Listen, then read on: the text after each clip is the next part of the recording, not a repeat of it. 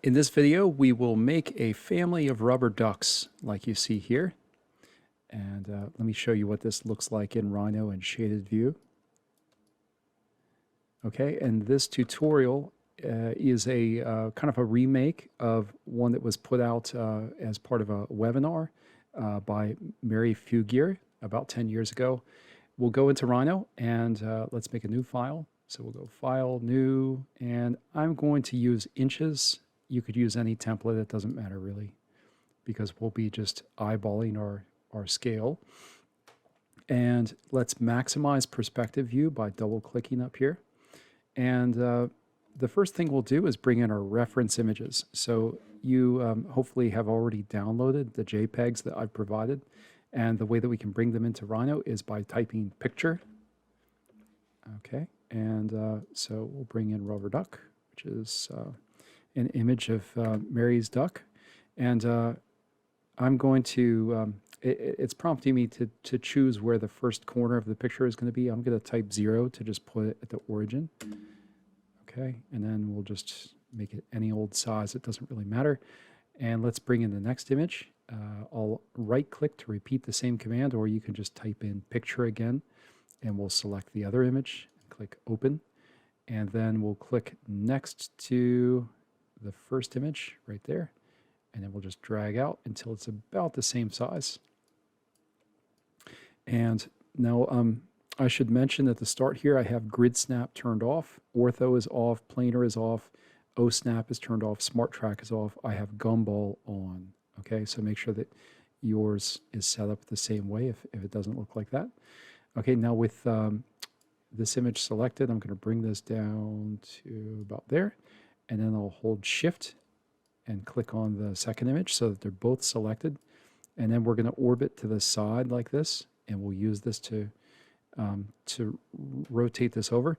Now we want to snap this at 90-degree increments, so if I hold shift while we do this, that will get it about where we want it. And now let's rotate it this way as well, so that, let's see, is this how I want it? Yeah, so that when we're in the right viewport, the images will be visible. And let's move this up and back a bit. Okay, now let's go to the layer panel up here. And let's, on layer 1, let's click and then click again so that we can enter a new name. We'll call this Pix. Okay, and then let's select both of these images, and we'll right click on that Pix layer and go to change object layer. And now let's click on the lock icon there so that we can no longer click or move these images. Now we can go ahead and start building the duck, and we're going to use a sphere. So under solid creation, where this square is, if you don't see this panel listed with these exact tools, make sure that you have the standard button clicked up top here.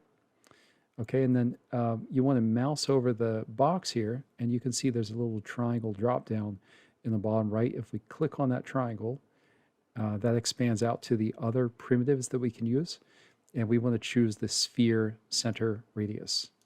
So we'll click that, and it's asking us in the command line where we want the center of the sphere to be. So we'll just click out somewhere kind of near the body here, and drag. Now you can see it's letting me rotate this sphere around to be in any orientation. It's going to make our life a little bit easier if this is aligned with the grid. So by holding shift, we can temporarily turn on ortho so that, do you see how it's snapping to regular intervals? There's 90, 45, negative 90. So we want to make this aligned with the grid. And right now we're in shaded view, or I'm sorry, we're in wireframe view. We want to change this to shaded view. We can do that by right-clicking on perspective and change it to shaded. And now you can see that this black ISO curve is oriented in alignment with the grid. If yours didn't turn out this way, I encourage you to go back and make sure that when you're drawing the sphere that, that you do snap by holding down the shift key to turn on ortho. Okay, so let's move this up a little bit so that it's off of the bottom of the grid. And we'll scale it down just a little bit. Let's make it a little bit bigger, or smaller rather, to be about the same size as the body roughly. And let's make a copy of this by pressing Control C, Control V.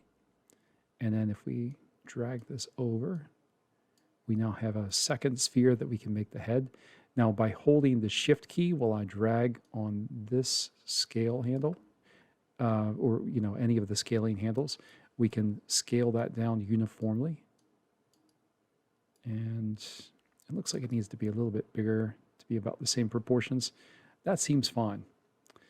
Okay, and now let's go ahead and deform the shape of this head to be kind of like the one that you see back here. So if we select this and press F10, that turns on our control points. But notice if we drag these points to the side, do you see that harsh edge that we have? That's because this sphere is a degree 2 sphere. If we want it to be a continuous, nice, smooth surface, we need to change this to be degree 3. So we can do that by running the rebuild command. So just type in rebuild. And we want a point count of 8, 8, and we want the degree to be set to 3 and 3. So if yours is not set up that way, go ahead and change it. And we'll click OK. And you can see that the ISO curves are slightly different now. So we have a denser grid across the surface. Let's do the same thing to this other big sphere. So we'll select it. We can right-click or press the space bar to repeat the same command to rebuild it. And then we want this to also be a point count of 8, 8 and a degree of 3, 3. Okay? Now, let's take the head and we'll stretch it out to make a bill for the duck. So we'll press F10, and we want to grab these 6 points that are at the end here. So I used my lasso selection to grab those points. Okay, and then we'll move this out a bit. And I think we want to scale this down just a little bit. And that's fine. So let's turn the points off for the duck. I pressed F11 to turn the points off. In Mary's duck, she has it looking up slightly. So let's do the same thing to ours. We'll just grab onto that rotation handle of the gumball and turn it up. That's a bit too much. About like that is fine. And let's move it up a bit more. Okay. And now, because we're going to be doing some work on the body and we don't want to disturb the head, let's go ahead and lock this in place. So we can type lock, L-O-C-K, and enter. And you can see that it's now dark gray, indicating that it can't be moved. So now let's grab the body and press F10 to turn on the points. And we want to grab these top points, all of them, and move them down. Maybe even a little bit further. I think that's fine. And now let's grab these 6 that are on the back and move them up and over. I think this might be a little bit easier from the right viewport so that we can see how the curvature matches what Mary did.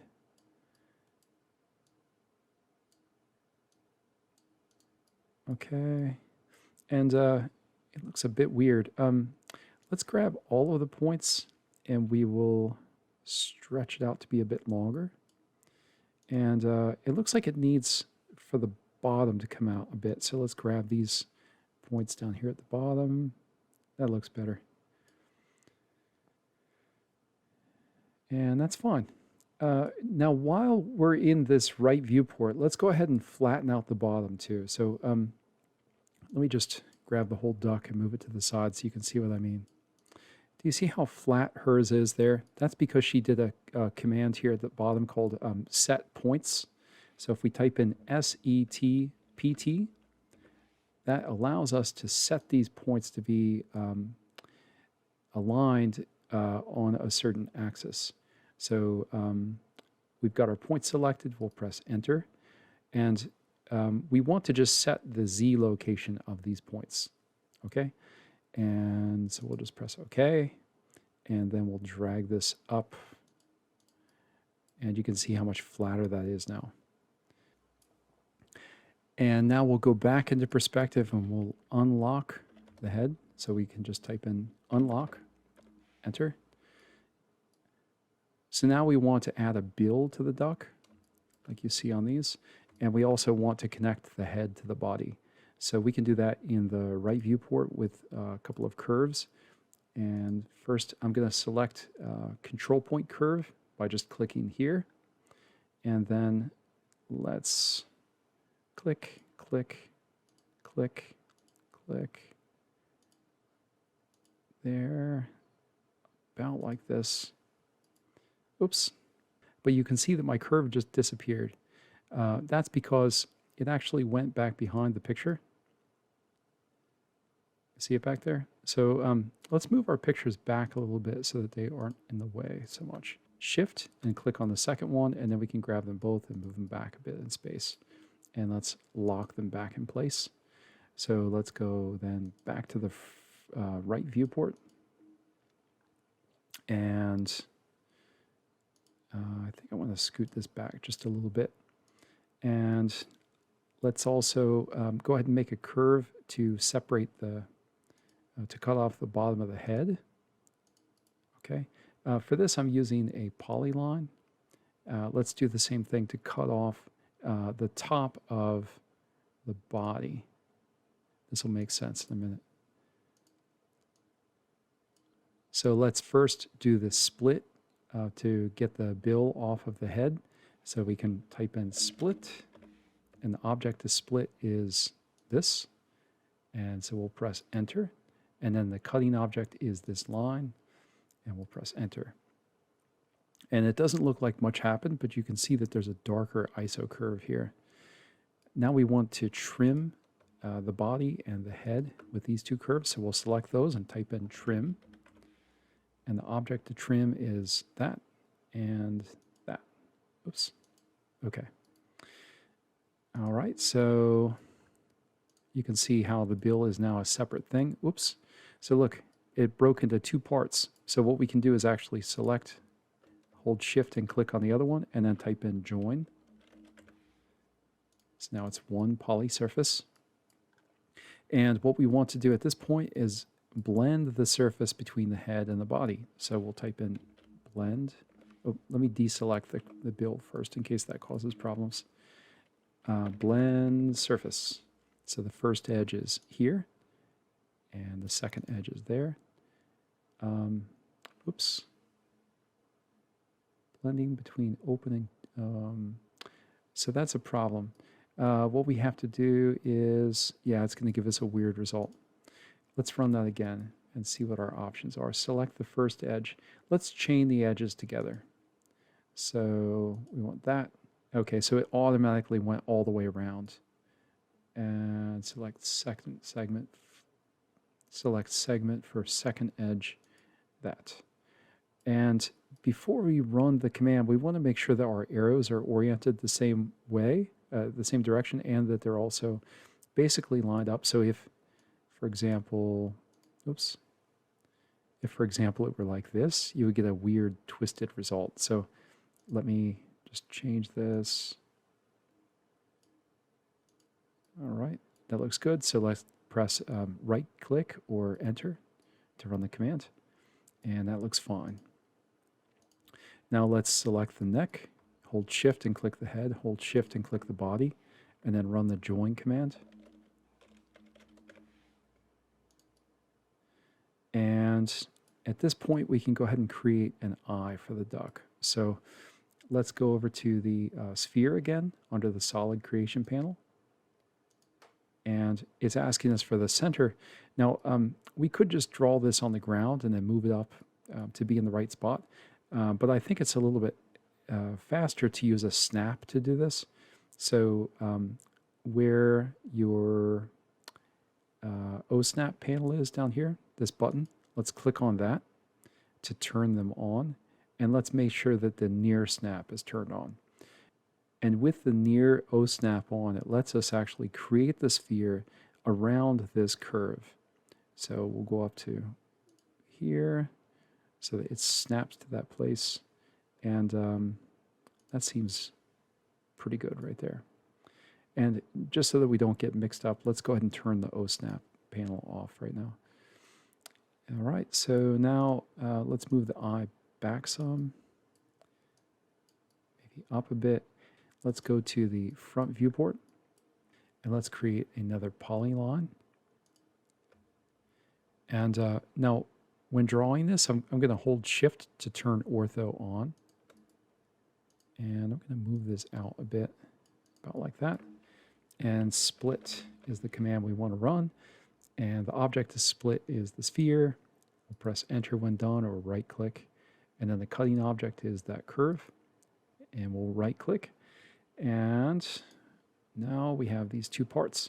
And we could, when we're moving these around, accidentally get them to be separated like that. So let's go ahead and group them together. So by shift clicking, we can select both of them and we can run the group command. All right, and we want this to be squished in some, so I'm scaling it one-dimensionally without holding the shift button. And we want to rotate this over a bit.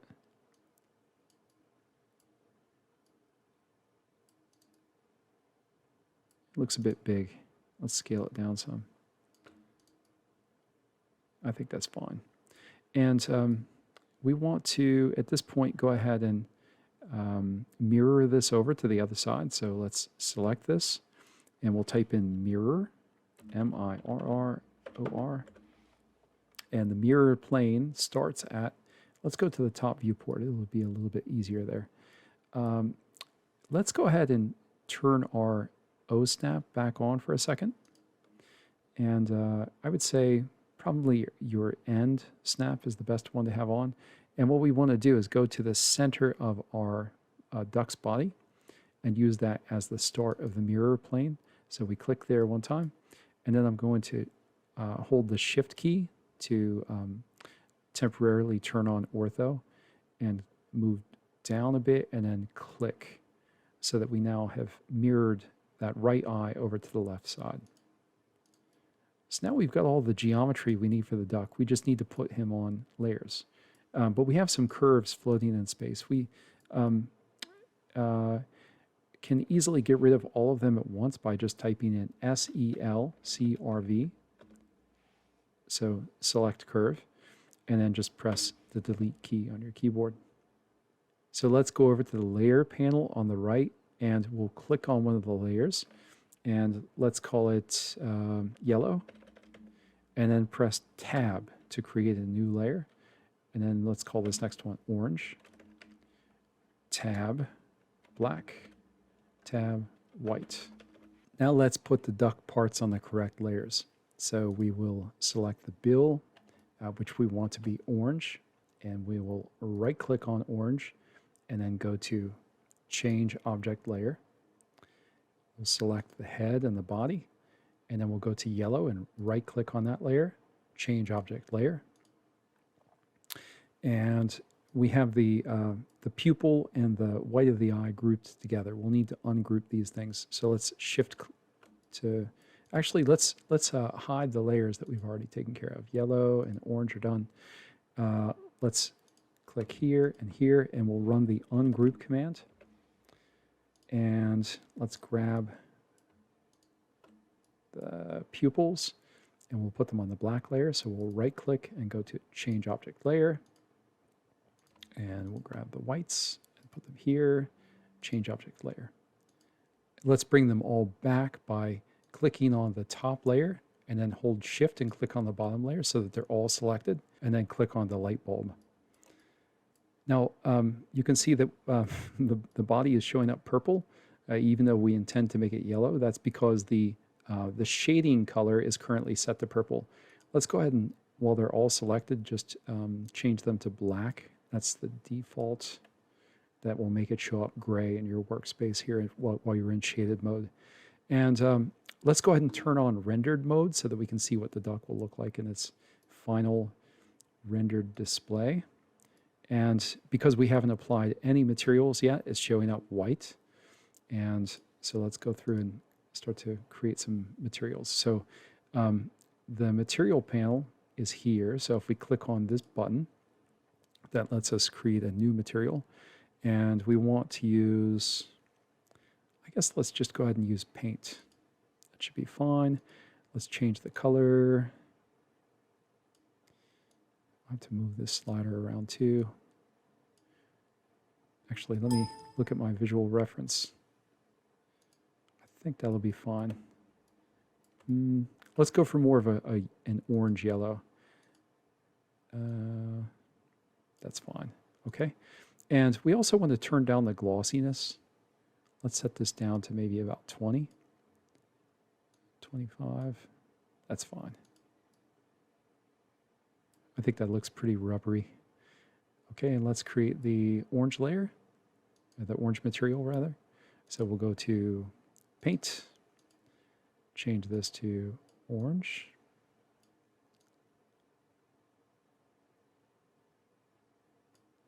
Okay, set the glossiness down.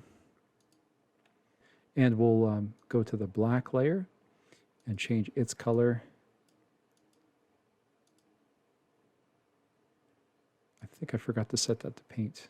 Okay, paint, okay. And we'll let that one be shiny. Let's make the white actually shiny as well.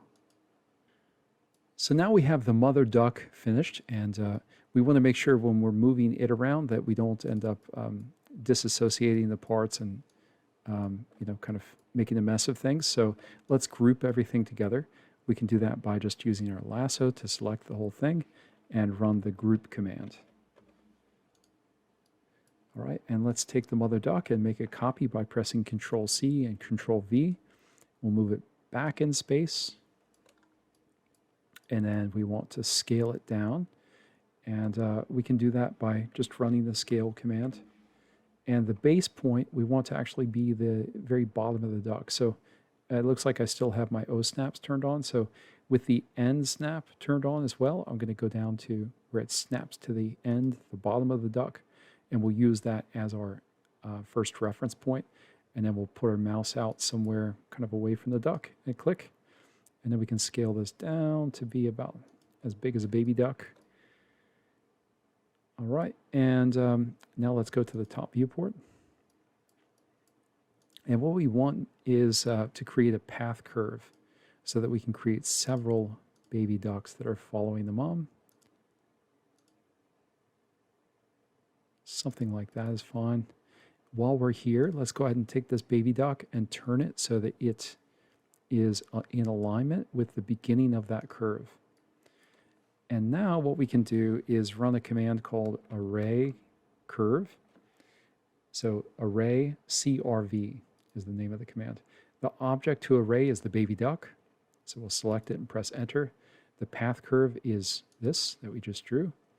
And let's add a couple more. So number of items, I'll set this to 7. I think that looks good.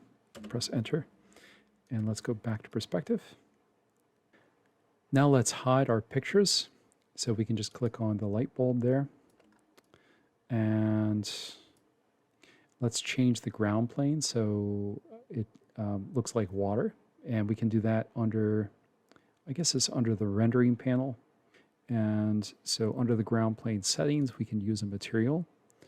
And we want to create, I guess let's go ahead and use paint as our material and set the color to be a decent blue that you think looks appropriate for a duck. And the final step after you've gotten the water figured out and the placement of the ducks is to just create some screenshots. And you can do that with the snipping tool. So we can click on the Windows button and then type in snip. And we want to just draw a box around them and save this out.